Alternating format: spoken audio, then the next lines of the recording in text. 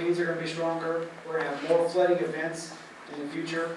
The flooding events we're going to face over the next 50 years are not the same flooding events we faced in the last 50 years. Everything's going to be worse. It's going to be more. The floods that used to be once in a century are going to be once in a decade flooding. We need to expand our stormwater drains. We have to make sure that the ones we have are well maintained. We have to educate the public to make sure that the storm drains are clear. If you have a storm drain and it's clogged, you don't have a storm drain. There's a lot of little things we need to do. We need to try and reduce our amount of hard surfaces, have more permeable surfaces. We need to look at our building codes. Places that are not flood zones now will be in the future. We need to make sure we're addressing that.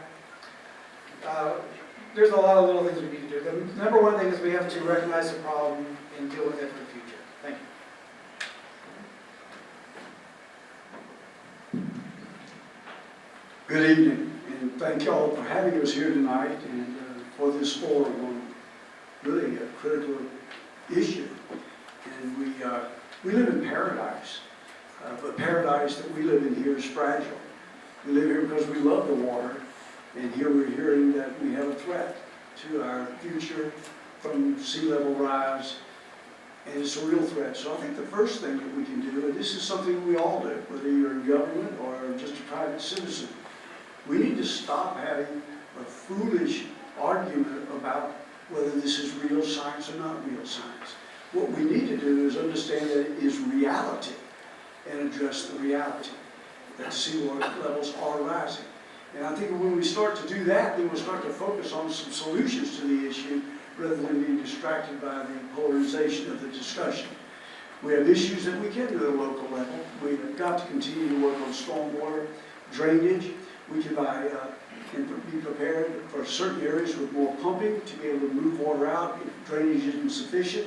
We have certain areas, in fact in District 2 we have them, but throughout the county we have them, where we have very low areas like the causeway going over the inter-area island, which will flood in a heartbeat, and will flood again with even more likely with sea water levels rising. So first and foremost, let's stop having this silly discussion about whether it's real science or not real science, and understand it's the real world and start to fix it. Thank you. Thank you, candidates. Okay, to make it fair, I'm going to kind of do a round robin. So, Mr. Trotter, can you start with this next question? Okay, according to flood IQ data about Escambia County, sea level rise plus a Category 1 hurricane would cause flooding-related damage in 2,604 homes just this year. What can we do now to protect these areas? Mr. Trotter, we'll start with you, and then Alan. Well, we need to work with our county's emergency management people and make sure that the people that are in those areas are aware of the situation, the risk that they're facing. There's not a lot we can do right now to actually prevent the danger, but we have to make sure that we're educating the public, we're educating those specific people and what they're facing, and make sure that we get the word out when there's a storm coming, that they need to get out. They can't wait it out. They can't wait out in their house. They need to get somewhere else. Thank you. Well, there's certainly a responsibility on all of our parts to identify the areas that are most likely in danger and to try to take preventive actions so that they will be able to adjust and deal with it, whether it's evacuation at the point of danger itself or whether it's long-term solutions. I think we also have to take a hard look at the future and take a hard look at continuing to build in low-lying areas, in flood zones, in wetlands, and all of that. We need to be smart about what we do for tomorrow while we try to deal with the issue that we've got on hand today. So whether it's putting in pumps to help out low-lying areas, whether it's raising roads, whether it's hardening structures, or whatever it might be to abate things that we have to deal with, we got to be smarter about tomorrow. Thanks. First thing we got to do is we have to hold the line that we have set for the last couple of years about not allowing the developers to develop in the wetlands. We have got to hold the line on the master plan that was created for the northern sector that set aside large swaths of the land, particularly in the wetlands, particularly in those waterways, to allow for stormwater to properly attenuate before it gets to our bays. That affects our turbidity. We have to hold the line on that. It has been a long, hard push. Quite frankly, the folks that do the developing are pushing very hard back the other direction, but it is in everybody's best interest to continue to do that. The other thing is we need to continue to put in place the items that were brought up in the Stormwater Action Team after the flood of 14. 2 days from now, in the Board of County Commissioners meeting, we will be funding and letting a contract for the replacement of the old Corey Field Bridge, the final last step of making sure that we have proper drainage out of the Jones Swamp. Thank you. Okay, Alan, if you'll take the next question, and then we'll work backwards way, Mr. Turner. Okay. All right, next question. What is your single most significant personal or professional accomplishment regarding sea level rise, the environment, energy conservation, or sustainability? Well, a little soul searching here, Donna, and effectively probably a good thing for all of us to do. Well, I think the first thing that I did as it relates to environmental responsibility is I married Gloria McMillan back there in the corner of the room, and she is an environmental passionate person. So we don't have styrofoam, and we don't have plastic unless it sneaks into the house, usually with me, and I usually get a tongue lashing for it. So we can do stuff at a very, very basic level, at a personal level, each and every single one of us. We need to take care of adjusting our thermometers. We need to be more energy efficient and cost conscious of all of those types of things. But I think it's not any giant step, it's little steps. Now, in my professional life, I've been a safety, health, and environmental executive. And I've dealt with those issues in the government, at the University of California's Nuclear Weapons Lab, worked with the Indian reservations in northern New Mexico. And so I've dealt with these things, and I would continue to make them my priority. The single biggest thing that I've done in that realm is definitely the Bayou Chico watershed. I led the Board of County Commissioners in purchasing land in the watershed of Jackson Creek and Jones Swamp. We have acquired so much of that land that, again, allows that stormwater to attenuate before it gets to Bayou Chico.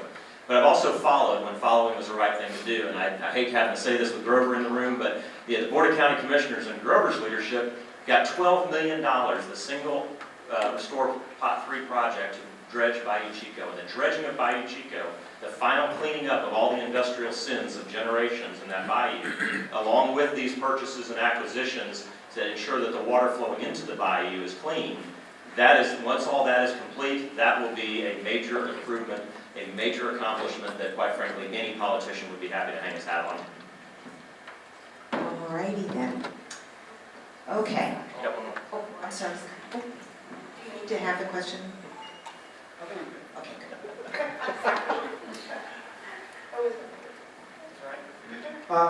I've never worked in that field before, so I haven't done a lot professionally. I'm retired Air Force. I did that for the last 21 years. But in my personal life, we bought a house here 4 years ago, and we've cut our energy use by over a third. We put in insulation, we put in film on the windows, we've got a line in the backyard to put the laundry on. That kind of thing is what I want to bring to the county. We need to reduce our carbon footprint as a county. We need to give individuals resources to how they can reduce their carbon footprint. So that's really what I want to do. I want to try and be, for Escambia County to be an example of how we can be better stewards of the environment. All right.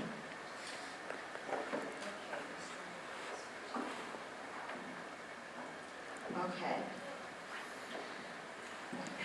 Addressing sea level rise and flooding will require actions from all levels of government. But where do you think the county needs to play a role in leading the response to the sea level rise and flooding? Well, that role is to lead by example. When you look at the state of Florida, obviously the state of Florida takes this very seriously, and within the state of Florida, the way that big politics at the Florida level works is that the panhandle is fairly weak politically. But we have the ability to demonstrate best business practices with regard to, particularly with regard to resiliency. because of our military presence here. The resiliency of the military bases is absolutely critical. You see as you drive down 98 and you see the oyster shells that are all drying and getting prepared to go into the oyster shell project that will go all the way around the Naval Air Station. That kind of setting a great example of exactly what you can do to harden your shoreline in a natural way, hardening the shoreline in a way that does not ruin the intertidal zone, which is quite frankly the nursery of all things that live in the water. That kind of an example set for the rest of the state of Florida. While they're still arguing about it, here in Escambia County, we are actually putting on our muck boots and building it.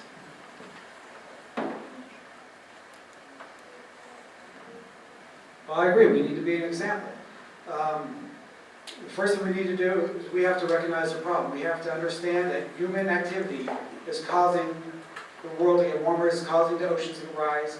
When we call global warming science junk science, as our current commissioner has in the past, that does not set the example. That ignores the problem. We need to set the example on all levels. Infrastructure, on education, on reduced carbon footprint. We need to be the leading county in Florida, addressing this on all avenues to make our environment more sustainable. Thank you. Well, I've always believed in the power of you, the people. The real answers don't come from the three of us or the one of us that's going to win this election. It comes from the people. We have a great tradition here in Escambia County of having great citizen input. I was fortunate to serve on the Mass Transit Advisory Committee and on the Restore Committee. We don't have currently an environmental committee in Escambia County. And one of the first things that I will do when elected is I will ask the county commissioners to establish an environmental committee and seek some of the best and brightest of you to join with the other people in government to help bring forward the agendas that we need to have here in Escambia County to address this problem. I'm a firm believer in little steps, taken all the time, make a difference. I'm a firm believer that when we change the culture, we start to change behavior. And I believe that citizen input and then change the culture, we'll change behavior, we'll make a difference. Thank you. Thank you. Okay, Mr. Trotter, you'll start this next segment.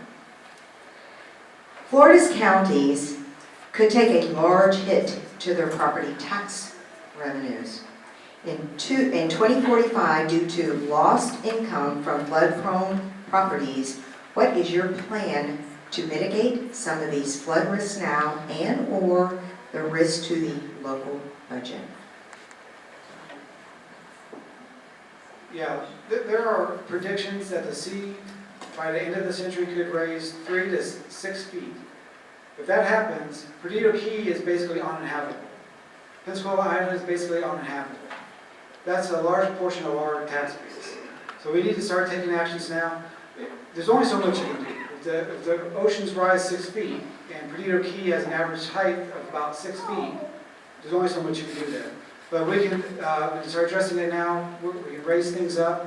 We can change the requirements to build structures higher. We can raise the roads. That's the kind of thing we need to be looking at in the future. The really important thing is going to be nationally to limit our carbon output so that we can actually arrest the rise in global temperatures. All right, thanks. Well, again, I look more for steps, small, consistent, never stopping steps to make progress rather than giant brainstorms, though we do have great ideas that can make big differences. So I think the first thing we do is we look at the future. We stop making the problem that we're talking about worse in the future. And we reserve the right to be smart about our future growth. That's the biggest single thing I think we can do. Secondly, we come back and we start to deal with what we know is on our immediate horizon. We do that by planning and by budgeting and by making tough decisions. And throwing money at this problem isn't going to fix it. Throwing good ideas at the problem and changing our culture of how we view the problem is probably a better way to look at getting the money that we need to put aside to fix it. So I'll take little steps, get started, face the issue, don't deny it, bring the people together and change the culture. Thank you. One of the first things we have to do is recognize that there is such a thing as too much construction on a barrier island. There's only so much that you can continue to stuff on those barrier islands, and there is risk associated with it. Unfortunately, the federal government has absorbed a lot of the risk associated with living on the barrier islands, and that should not have been done.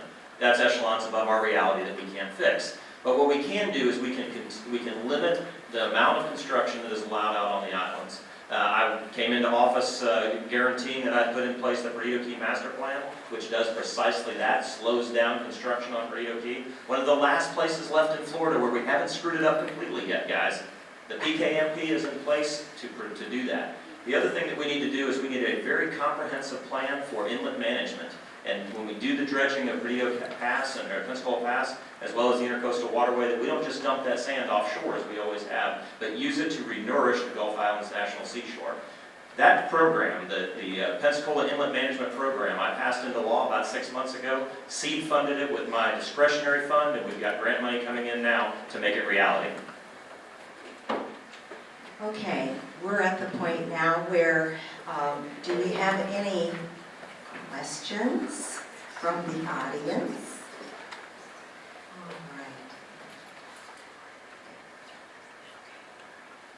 All right. Okay. We'll start with you. Okay. How do you, now this is from the audience. Okay. How do you feel about living shorelines? How do you feel about living shorelines? Should government funding be involved? Sorry, yes. Should government, okay, let's do this over. Let's get it right. Okay. How do you feel about living shorelines? Should government funding be involved? No, I'm sorry. Okay. All right, well, I think living shorelines are a great technology, and where we have used them in some places, they've been phenomenal. I think what we need to be careful about, as in everything in life, one size does not fit all. And I think there's been a rush to say living shorelines are the answer. And they are, in fact, a great answer sometimes. We need to be careful where we put them, and we need to recognize that there are multiple ways to do living shorelines. We have, like the foot of the 3 Mile Bridge with oyster shell reefs, we can have grasses, we can have a combination of all kinds of things.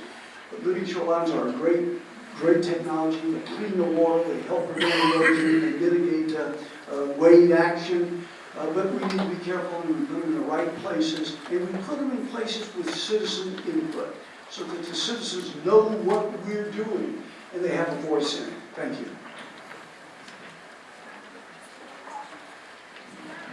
I'm emphatically in love with them. They're the most awesome thing that we have done, because not only when you put in the living shoreline, you get an immediate stop to the erosion, but then very quickly after that, you start seeing a massive improvement in the biomass around those living shorelines. Very soon after that, you start seeing nature heal herself, because she's actually designed to do that, if you'll let her. The sand starts to accrete behind the living shoreline, and the beach begins to grow. And then once that beach starts to begin to grow and there's a protected sand area, then your spartina starts to grow behind that and starts to hold that sand in place. Yes, we absolutely should be spending, not necessarily our ad valorem tax money, but if you can't spend restore money and NERDA and NIFWIF money on this, then I don't know what you can spend it on. It's the absolute best thing. I've got 110 feet of waterfront that I own on Pt.2 Key, and as soon as I can get my permit, I'm putting one in at my house.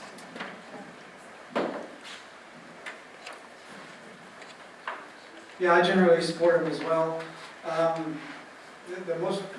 think where this question is probably coming from is Navy Point, which put in a living shoreline a while back, and there was quite a bit of controversy about it. I think it's a good project. I think from what I can tell, it's working the way it was supposed to. The problem is with the way it was implemented. People were left out of the process. No attempt was really made to reach a middle ground or to work with the public. It was, a lot of people ended up walking away from it feeling like it was shoved down their throat. So when you do something like this that affects people's access to the water, you really need to bring everybody on board. Everyone's not going to be happy, but you need to try and work with them. You have to explain the process, mitigate their concerns as much as you can, and move forward. Because it is a good technology. It's working in Navy Point. I support it. Thanks. Okay.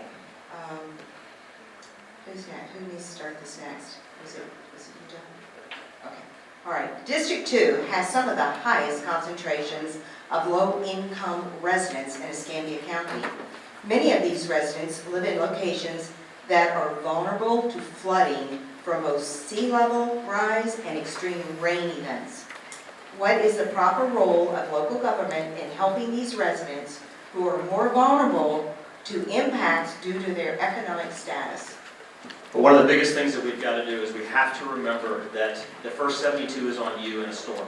Okay, and not everybody wants to hear that, but no matter what your social station is in life, you have to understand that the first 72 hours after a storm, the government's job is to reconstitute the government. Okay, so evacuation and all of that kind of thing is something we should be training and practicing for and teaching our citizens. There's a lot of citizens in this county who are not here in Ivan, who don't know. You know, the first couple of years after a storm, everybody's doing the right thing. They've got gas cans in the garage, they got the generator, that kind of thing. The folks that don't know, that have a hard time getting through 72 hours without government service in a normal day, are not going to be able to be the resilient citizens that make a resilient society for a storm. We have to train and teach primarily. That is our #1 goal. The other thing, though, is for these communities, the lower income waterfront communities, things like the septic to sewer conversion, that is not going to happen without government assistance. When the stormwater comes up and gets into those sewer and septic systems, the things that it is then putting into our water is just far too costly to all of us for us to let that go. Got to continue to focus on getting that septic to sewer conversion.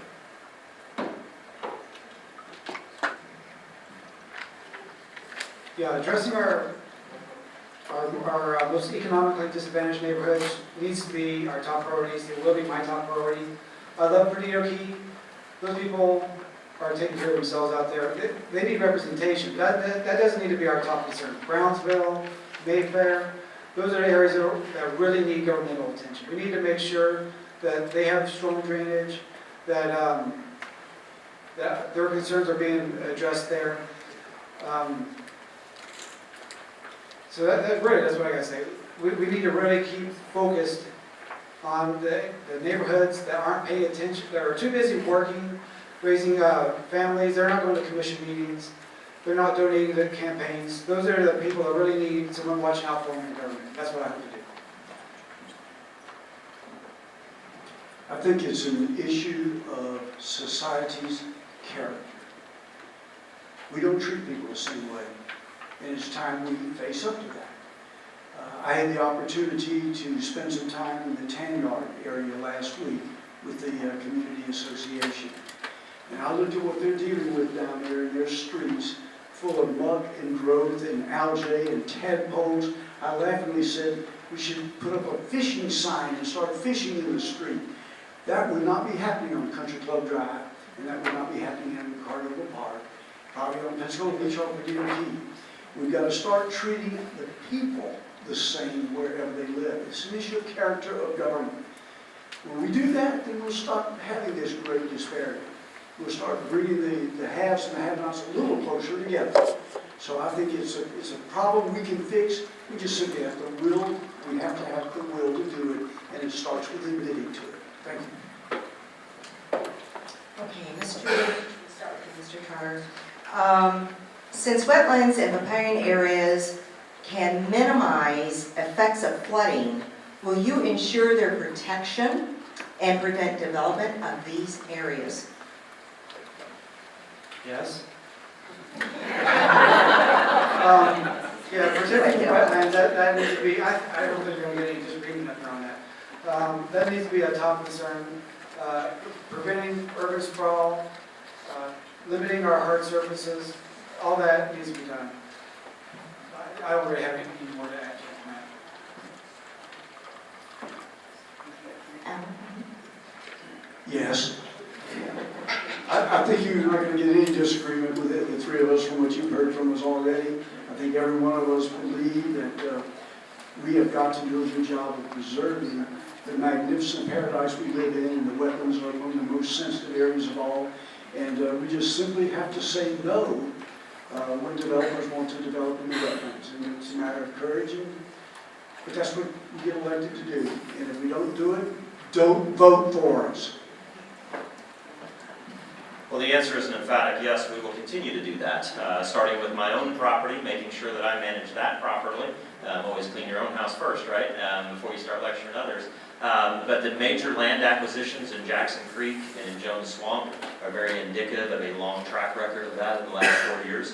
But the real question is not going to be down here along the coast, folks. The question and the fight for the next 4 years is the sector plan in the northwest sector of the county. We've set aside massive amounts of land that developers think was too much. But all of those waterways filter the water as it heads into our bays. Now, I won't take much of Grover. I know Grover's going to talk a lot about the new basin management plans that we put in place. But we have to take a comprehensive approach, and we have to not give the waivers, folks. That's what we do, is we come up with a plan, the plan sits on the shelf, and we always give the waivers to the developers when they come and ask. We have to hold the line. Now, we've managed to hold the line a couple of times. Other times in the last 4 years, we have not. We need more and more people on this board who will hold the line and execute the plans as the people have made them. Okay, gentlemen, this is our last question. And then coming up will be our Commission District 4 after I answer this question. Escambia County is working with state officials to develop a Pensacola Pass Inlet Management Program that would use sand dredged from maintenance of Pensacola Pass to nourish the east end of Perdido Key. Do you think this project will help Perdido Key? And will it be sufficient to address erosion issues, especially as sea level rise and storm intensity increases? Sometimes a politician has to know what to say, they don't know. I don't know, I'm not an expert on that. I'm going to work with the county's experts. I'm going to listen to our scientists and our people that deal with that. And I'm going to listen to the public who may have special expertise in that, and we'll move forward with that. But I really can't answer questions. Well, I think it's a good idea to take the spoil, the fill that we maintain the inlet with, and put it back where it can be used. We don't need to put it back out in the Gulf of Mexico. We can put it on Perdido Key, we can put it on Santa Rosa Island in the National Seashore. We can put it on either end of these two barrier islands, which are all public lands owned by us, the people. Will it solve the problem? No. The sands migrate west all the time. They've always done it. The end of Fort Pickens is a mile beyond where it used to be many, many years ago. But will it make a difference? Will it help us in the short term? Yes, it will. I think it will very definitely do so. So I do believe it's a good plan. Well, I can absolutely agree with that because I'm the one that wrote it. It was my idea because I was getting frustrated with all of the governmental red tape and all the different organizations that are necessary to get a dredge of the pass done.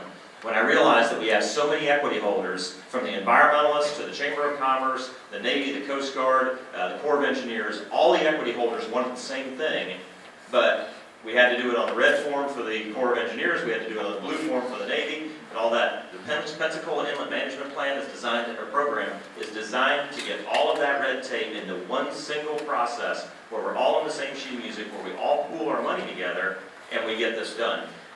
Putting that sand onto Johnson Beach will build up the dune structure that will protect it's actually a massive step to habitat conservation plan. It's not going to solve everything, but it actually gives the sand back to the island and lets the island build its dune structure back up through the natural processes. In my opinion, yes, it's absolutely a phenomenal plan. The only thing wrong with it, not enough money in it yet, but we're working on it. All right, gentlemen, thank you so much. This is the end of your section. So if you'll take your name cards, please. And we